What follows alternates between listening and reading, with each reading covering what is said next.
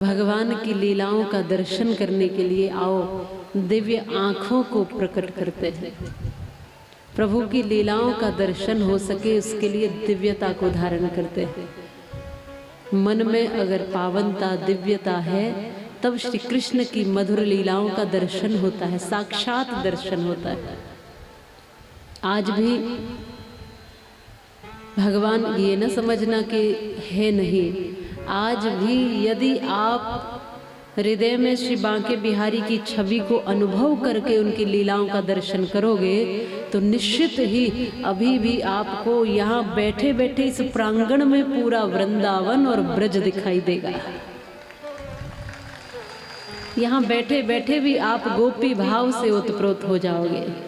श्याम सुंदर की मधुर मुस्कान को देखिए, उनकी मधुर छवि को देखिए, भगवान के नन्हे नन्हे कदमों से चलते हुए उन वीथियों में रमण करते हुए उस प्रेम को देखिए, गोपियों से मांगते हुए थोड़ी थोड़ी छाछ को, इस अवस्था को देखिए भगवान की, माखन की चोरी करते हुए और गोपियों का हाथ पकड़ करके कन्हैया को डांटते हुए इस लीला का दर्शन करिए।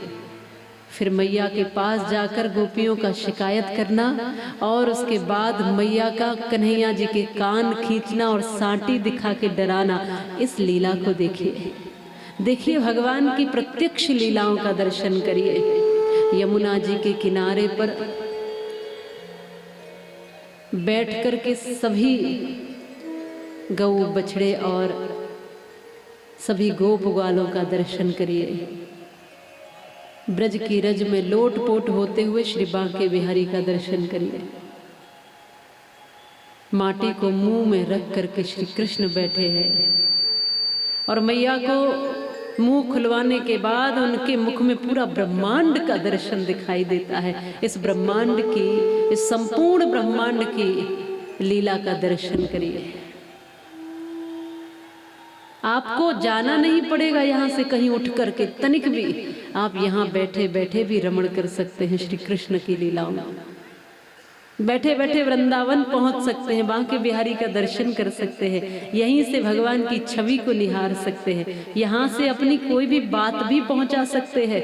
मन के तार जब मन से जुड़ जाते हैं तब कोई भी बात सीधी सीधी आप करने लगते हो, फिर बीच में किसी की जरूरत नहीं पड़ती।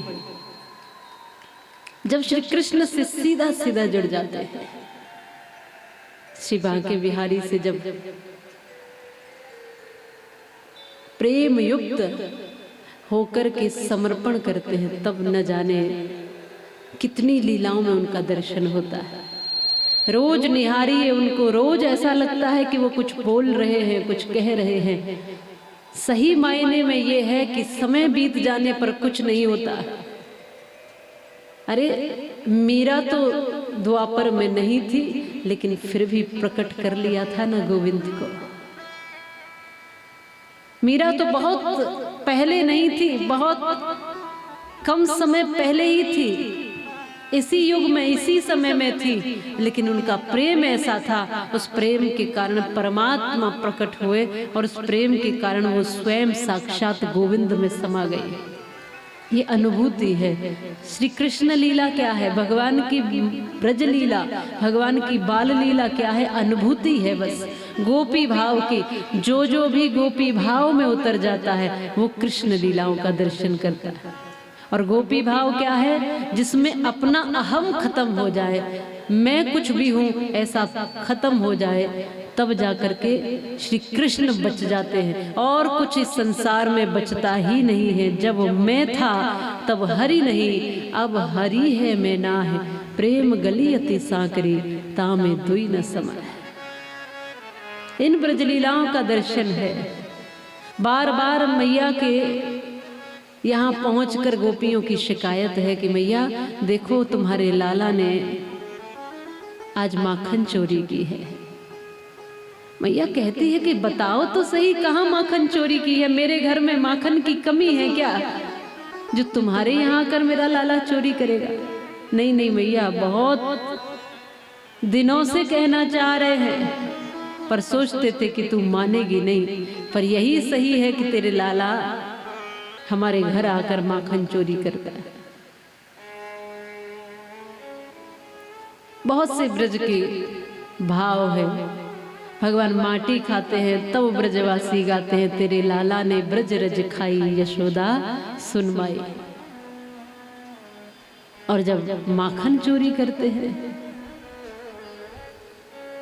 मैया बार बार समझाती है, भगवान मैया को उल्टा समझाते, मैया ये सारी ब्रज की गोपियां तो मेरे पीछे पड़ी है, मैं इतना भोलो भालो सो।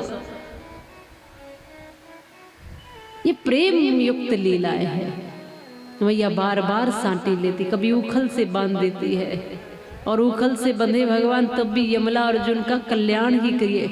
कोई भी लीला भगवान ने की है, चाहे गोकुल में की और गोकुल से बाहर भी जब वृंदावन में निवास कर लिया, तब भी भगवान की समस्त लीलाएं केवल और केवल उद्धार के लिए है, भक्तों के उद्धार के लिए और दुष्टों के दमन के लिए। ब्रजभूमि वृंदावन में भगवान ने तमाम दुष्टों का दमन किया, गोकुल में, वृंदावन में, मथुरा में, इस ब्रजभूमि से तमाम दुष्टों का दमन किया है। तृणावृत अघासुर, वृत्तासुर, वकासुर, तमाम पूतना सहित राक्षसों का वध किया है भगवान ने।